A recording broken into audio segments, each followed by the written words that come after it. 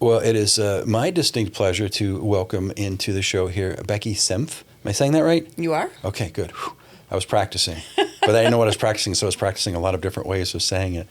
You're with the Center for Creative Photography, which is a topic, honestly, we've been meaning to highlight for some time, and thought we'd wait until your 50th anniversary, which is this year, right? That's correct. We were founded in 1975 by then University President John Schaefer and the photographer Ansel Adams. I've Some heard of him. people might have heard of him. I have heard of him. So they actually started their conversation just the year before. Dr. Schaefer, as you probably know, was a very young university president. And when he tells the story, he says, I thought I should get to do some fun things if I was going to have to do all these hard things. And he was a photographer himself. And so he had the idea to invite Ansel Adams to do a show at the University of Arizona. And he says, I was so young and so naive about the ways of fundraising that I just walked right up to Ansel Adams at the opening and said, so what are your plans for your archive? Maybe you'd like to give it to the University of Arizona. And Ansel Adams, who at the time he would have been 72 years old, and a very straight shooter. He was a Californian, Westerner, easygoing guy, said to Dr. Schaefer, well, that's an interesting question. My plan has been to give it to the University of California, Berkeley, the Bancroft Library, because they have the Sierra Club archive. And so there I would be in an environmentalist context, which is fine. But if you wanted to put me in a photography context, we could talk about that. And so this was the spring of 74. In December of 74, Dr. Schaefer went to Carmel, California, and spent a week with Ansel Adams at his home, and they talked about this idea. And at that point, Ansel Adams expressed an interest in an archive in particular, not a museum of Ansel Adams, and not even just a museum of photography, but an archive, a place where all the working materials that surrounded a photographer's creative process could also be cared for and accessible to researchers. And so that was December of 74, and by May 15th of 1975, they inaugurated the CCP at the University of Arizona. That's fantastic. I love that concept of a photographer. It's like he used the university, Dr. Schaefer, the way I use this show. I want to learn more about things, so it's really all about me. What can I get out of this? And I want to learn more. And it's like I'm a photographer. I want to exactly. And the building, it's the Schaefer building, right? That you're That's in. Right. It's the school. His name's attached somehow to the center. To the building. Okay. Yeah, that's right. Yeah. But Dr. Schaefer has stayed involved, and he's someone I know well, and we are so grateful for his continued investment. Yeah. And he's a really spectacular person. Well, I was looking and doing the very limited research that I do for any show, and one of my habits is to look at old newspaper articles, and so there were a lot of really fun articles of Ansel Adams when he was at the university, and I think he was very emphatic too that he wanted to have make sure other photographers of the time were part of this collection. Yeah, so I'm actually a scholar of Ansel Adams. My doctoral dissertation was on Adams, and I published a book about him in 2020. And so I think a lot about Ansel Adams, and I've thought a lot about his investment in creating the CCP. He was someone who, his whole life, he was institution building. He started a gallery when he was in his 30s. He helped found the photography department at the Museum of Modern Art in 1940. He helped found Aperture magazine. Then he created something called Friends of Photography, and then eventually the CCP. And I think that institution building was a part of his investment in the medium of photography. Mm-hmm. He was a real supporter of photography. And in this moment, when we all carry this high-powered, amazing camera in our pockets, right, that is not only a camera, but you can do post-production on it and you can distribute right from your same device, it's, I think, hard to imagine how different photography was and how it fit into culture in 1975. It was very different. And he had spent really his entire life, his entire career advocating for the potential for photography, and that it was an art form, and that it allowed an expressive potential for artists, and that museums should be showing it, and that people should be collecting it. And these 50 years later, we're in a very different place. You know, photography exhibitions at museums are some of the largest draws, and lots of people have a sense of photography and the role it plays. But I think for Adams, creating an archive where there would be documentation of the evolution of the medium over the 20th century was really important, and that researchers would have a place to go and find out what had people said, and how had the medium changed over that period of time, and how had it grown, and what, I mean, he didn't know that it was going to win as much as it has won, but he wanted to make sure that the whole conversation that surrounded photography's importance was documented. Yeah, that to me was one of the things that caught my attention, that I guess I didn't realize until that time frame that photography really wasn't looked at as an art form in the way that we see it now. And again, in some of these articles, there was actually a lot of concern in the community, like, why are we investing this much money into a photography center? Why don't we just make this a piece of the museum, right? Because it's just photography. And Dr. Schaefer was very adamant that, you know, it needed its own spot. That's right. And I think for Adams, the way in which photography had been separate and hadn't been incorporated as an art form up to that point necessitated a focus on photography. And yeah, when you said, you know, he wants to bring other photographers in, he really saw it as a place that was not about him, but was about, you know, what new things are happening in the medium, what kinds of conversations are happening, what are young artists thinking about and doing, how does that link back to what the historic photographers were doing, where can we draw threads from early, maybe 19th century production all the way to the present. And he saw the potential of having a research center where those kinds of questions could be explored as a really powerful tool for this medium that he believed in. And of course, he had his own career, and I think he felt his work was important. He wanted a place where it was preserved, but it wasn't really, it was bigger. It was bigger than him. Yeah, and so then the Center for Creative Photography, it's not just an exhibition space. You are doing the research. You're doing all of these elements. It's actually pretty exciting. We have a collection. It has two major parts. One is the archive and one is the fine print collection. And we started with 5 archives. We now have about 300. And I don't know how many prints we started with, but we now have over 120,000 fine photographs in our collection. And we create exhibitions and books and research from that content. And then scholars from all over the world also create exhibitions and new knowledge from that content.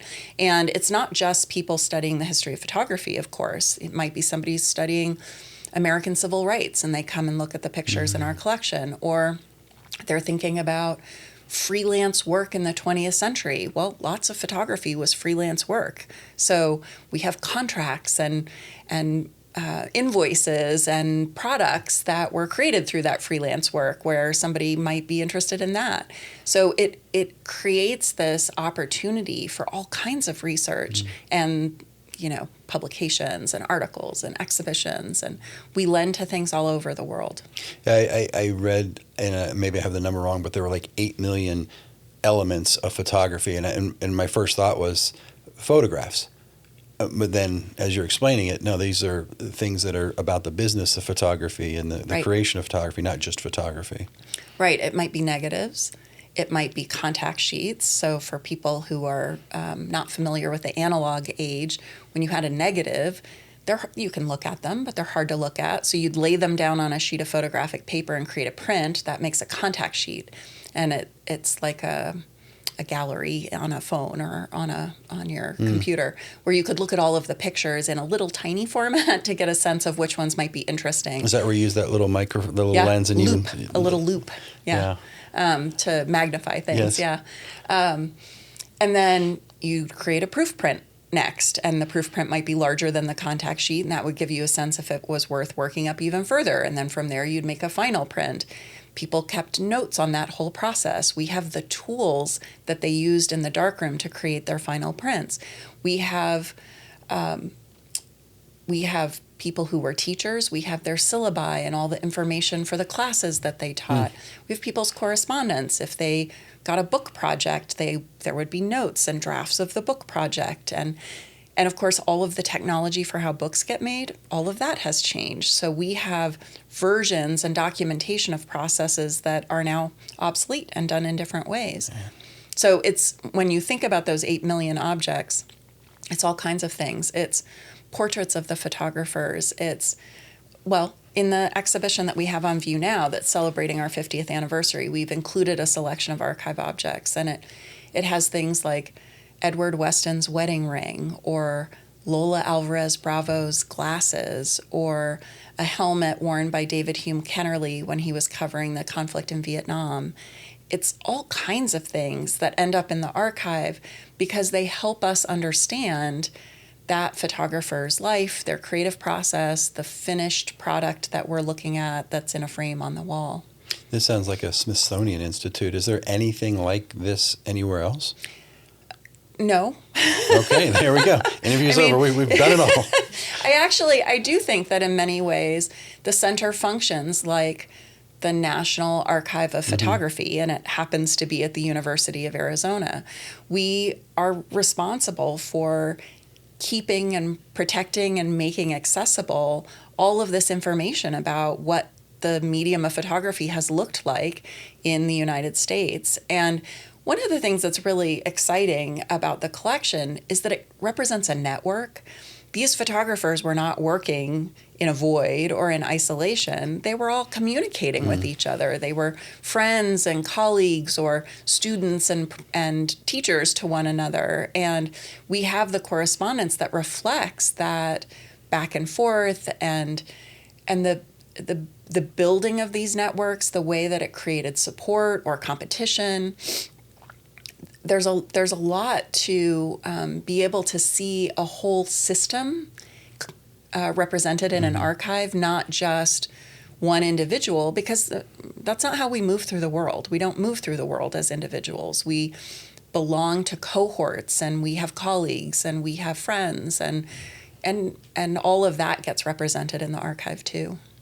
And you mentioned students, so let's kind of switch the focus a little bit. You're this massive institution, really providing information around the globe, but you also are on a university campus. So how do you balance that out with the needs of the university students? Yeah, well, so for one thing, we have students who work with us, and we're very much a training ground for people who might be exploring careers, whether it's in archives or museum practice or scholarship and research. So that's one aspect of the way that we engage with students. But of course, faculty members bring their classes. So they might bring a class to the exhibition. The exhibitions, I should say, are free and open to the public. They're not just for the campus, they're for anyone. But of course, faculty members take advantage of those classes.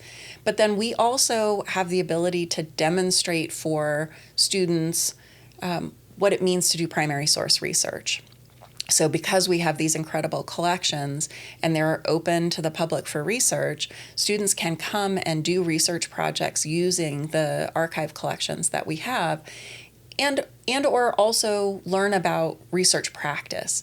You know, how do you ask a question? How do you look for the material that will support that? What is that whole process like? Because as an undergraduate student, you're just learning that. Yeah, I can see that it's not just, again, as you said earlier, it's not just about the photography students. You could have people from all different disciplines coming in to learn about the documentation or the recording of that history component that they're researching. That's fascinating to me. Again, as someone whose really weird hobby is to look at old newspapers, I'm all of a sudden very excited about what's in some of those collections. Well, it's you're right. It's not just photography students at all. There's a class at the university called UNIV 101, and it's to help teach incoming students about how to do college and how to think in a college way that's different from thinking in a high school way. And one of the teachers who offers that course, she's a librarian and a neighbor and a friend of mine, has brought students to exhibitions because she finds it a good way to talk about perspective and point of view. When you have all these photographs on the wall, they are literally taking different perspectives, but she can use that very literal nature of a photograph that has a very specific point of view and talk about the analogy of point of view and perspective in writing or in research or in thinking or in speaking. The last, and this is embarrassing because it's a while ago, but the last exhibition I went to was that with Linda McCartney. And I was so impressed with her, the beautiful work that she has and all of these iconic photos, and you just know she had access that maybe others didn't. But what I enjoyed the most were this collection of Polaroids that were put up there. And I was so surprised to see some of these very intimate moments that, now we would just take it on our phone, but, a Polaroid photo and maybe a little scratching on the little white, like I used to do that. But I think that's that perspective that you're talking about that for me was so kind of eye-opening that world existed and just how comfortable she was and how everyone was so comfortable with her, because it goes beyond the photograph. It goes into her relationships with these subjects that allowed her to take that photo at that time. If I'm assuming they knew. I mean, you heard the whiz of the Polaroid. Yeah, you're getting at one of the points about archives that I find really very powerful and frankly quite emotionally moving is how intimate they are, because the finished print is a product that goes through this long process and is very deliberate. But things like Polaroids or other kinds of note-taking or correspondence or sometimes even just, things like somebody's wedding ring or their glasses, it's very intimate. You're looking at the things that were sometimes physically close to the photographer or emotionally close to the photographer. And I think that we were talking before we started recording about this idea of the information overload of this age. And I think that causes many of us to search for authentic experiences. And there's something really authentic about reading a letter between two people that nobody was writing for a future audience. Right. They were writing it for that moment and what they had to express in that moment. Or one of the things that's in the 50th anniversary show at the center, it's called Picture Party, our show, are dodging and burning tools. So these are the objects that photographers produced to actually create their photographs with an enlarger in the darkroom. And there weren't commercially made dodging and burning tools. These were things that you made out of wire and tape or cardboard, or they're very, they're not fancy. They're very utilitarian. And to look at, we have a number of different people's dodging and burning tools, and to see the way each photographer crafted these tools that are designed to block light when you're projecting your negative onto your photographic paper, and what materials did they look to and how did they create them. And Ansel Adams's are much more bespoke and fancy than John Gutmann, who was a German immigrant to the United States. They must have been about the same age. But John Gutmann's are worn. And when I picked up one of his burning tools, it was a piece of cardboard and it had all this tape around the edges. It has a little hole where you can focus the light through the hole. And as I picked it up, it creased where my hand touched it. And this is going to sound silly, but it was like I felt his ghost move through me, because my hand was right where his hand had been thousands of times, maybe tens of thousands of times. And I knew it was right where his hand had been because of the way the cardboard creased. And it was really fascinating to I was right there. My hand was touching where his hand had been. And so that kind of intimacy and the connection, and I never would have guessed that picking up a piece of a cardboard tool would mean anything, but it did. Yeah, well, I know, and being in locations where history has happened and thinking about the people that have stood or stepped or looked at this view, I can feel that sort of spiritual connection as well. Is the center focused on specifically still photography, or is video and motion involved? We are focused on still photography. There are some still photographers who, in the course of their practice, create, we might call them time-based media, short video pieces, well, sometimes longer video pieces. So we might collect those works in the course of thinking about a photographer's career overall. But there are institutions that focus on motion picture. Okay. And so it's pretty distinctly different. Well, now I have to. You are the scholar, so this is more of a scholar question. But I'm just curious, as what you've described, as sort of Ansel Adams' vision and his ever-adapting world.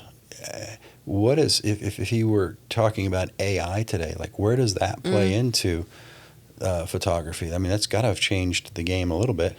Yeah, AI is absolutely part of the photography world right now. We're in a very early moment. I think, if I'm going to channel Ansel Adams, I think his concern would be authorship. It feels like one of the dangers with AI, and this is true for all creatives, is that it can absorb the style and then produce new content in that style. And of course, style is closely linked to authorship. And so I think a lot of authors of all kinds are concerned about the way that their unique creative output can be mimicked by AI. What I don't think we've seen a lot of yet in photography is using AI as a creative tool in and of itself. And I mean, if I think back to the last major photographic innovation, which was digital photography, in the commercial world, digital photography got adopted very rapidly. It was an incredibly useful tool. It had all of these advantages over analog. But in the art space, it took a long time for digital to be adopted. And initially, many people were just producing analog photographs using digital technology. They were not doing anything radically different. They were just using a new tool to create the same thing. But over time, we've seen some photographers explore what digital technology allows them to uniquely do in an expressive way. And so I expect we'll see the same thing happen. I mean, there have been early attempts, but I would say that they're early. They don't reflect a kind of rigor or nuance that will come, I think, over time. So AI potentially as a way to help someone's tap more into their creative outlet, but versus someone who doesn't have the creative outlet tapping into someone else's vision to create an image that would because I mean AI could quite simply say create this in an Ansel Adams style, and it will take all of the thousands and thousands of photographs that it can find and use that style to create a new piece. Right. Okay. Interesting. So is AI something that you're, as the center, are you keenly? I don't know. Are you focused on this? Is this something you're looking at, or are you really kind of going historically, or are you forward thinking in this manner? No, we definitely are forward thinking, and AI is something that we need to think about and talk about. We're not seeing it in the works that are being offered to us yet in terms of things that we might consider collecting, or the artworks that are being produced right now that we're investigating and showing at the CCP. But I think that part of our goal and our mission as an institution that's thinking about the photographic medium is to be thinking about these technological changes.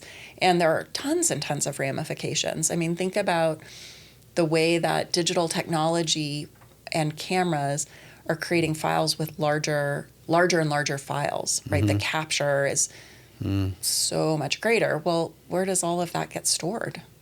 Each one of those bigger files takes up more storage space, and storage space costs money ultimately. And so all of those, every piece of technology has a downstream impact. And so, yeah, it's very much our responsibility to be thinking about all of those components. Man, I just think back to my first camera where I just dropped in a little thing of film and my flash bulb turned around 4 times. And I had to get a new flash bulb. It has changed a little bit since then. Also, the prints coming out of that camera probably weren't fabulous. Like Walgreens did fabulous with those. Drop them. Well, I get duplicates of those. Get a nice deal on those. So 50th anniversary. Tell us, we've got celebrations happening. Are there multiple events? Is there a big event? Is there a day with all kinds of stuff happening? What do we need to know? Yeah. So first, I want to invite people to our exhibition. It's called Picture Party. It opened in early May, and it's a sampling of the kinds of things that we have in the collection. Because we have such a vast collection, we can't show it all. We can't even really represent it all. So what we thought we would do is give examples of the way that the collection is like this infinite resource that can be brought together and combined in new ways. And each time it's brought together and combined in new ways, it creates the potential for new meaning. And not only is that potential exist for us as curators, it exists for visiting scholars. It exists for artists who use the collection for research.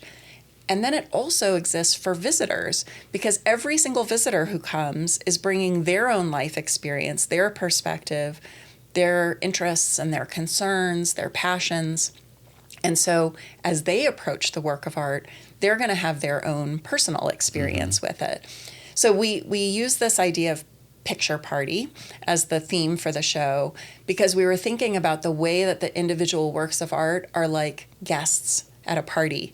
And you can have a dinner date with 2 people, and that conversation is going to be a certain kind of intensity or depth because of who those 2 people are and what their similarities and differences are.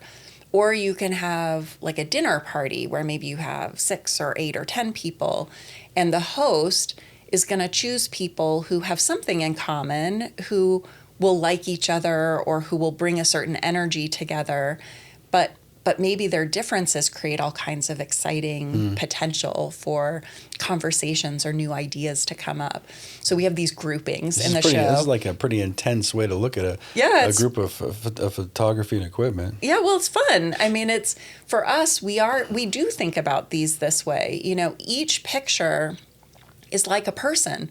It has all of this. There are visual things happening. There are ideas happening. It carries a history. It has a maker. And so we're thinking about all of those pieces as we bring a show together. And so these groupings might have a thread or a theme that hold them together, but there are lots of differences. And then we also have an example that's like a big reception or a big cocktail party where perhaps the people don't know one another at all. So we have a big salon wall of portraits included in the show. There's no text that accompanies this. It's really a visual opportunity to think about where there are comparisons to be made, what things are similar, what things are different, how are the facial expressions or the body language telling you something about the subjects of these photographs. Some of them are self-portraits, some of them are portraits. They span the whole of the 20th century and into the 21st century. So each one is like a different kind of party. And we've created labels that guide people in the comparison and contrast of 2 or 3 pictures or a group of pictures. But we're really excited for people to come experience what we've offered, but also to think about what they're bringing to it and how their presence activates the art. And this massive collection, we have 120,000 photographs at the CCP, need people to activate them. And the way that they're activated in 1975 when they go on the wall versus how they get activated in 2025 when they go on the wall, and how they get activated depending on what they're next to. Is it a whole landscape show? Well, that changes the way maybe you approach it. Or if it's a whole portraiture show, now you're thinking about it in a different way. Or it's a show about color photography, or it's a show about the way that maybe it's a show about politics. And each one of those different containers creates a different interaction with the photographs. So it's open in May. How long do we have to experience this? It goes through December 20th. Okay, so we've got some time. And speaking of time, we're kind of running low on that. So really briefly then, how do people get more information about all the events? I assume you have one of them website things? We sure do. It's ccp.arizona.edu. That contains information about the show, and we'll be planning programs in the fall when we open a new exhibition with an artist named Kelly Connell. Her show is called Pictures for Karis.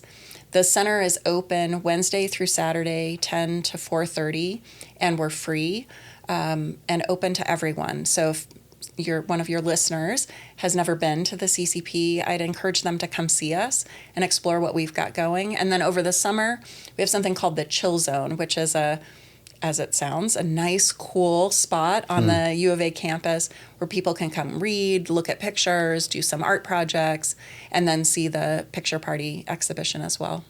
Well, Becky Senf, someone who has a mild enthusiasm for photography, may have found a spot as the curator for the Center for Creative Photography. I really appreciate your time. I think we're going to have to have you back on. We're not going to wait another 50 years, though. Maybe we'll do something a little bit sooner, because this is just fascinating to me, all of the things we just kind of touched upon. So thanks so much for your time. Sure, my pleasure.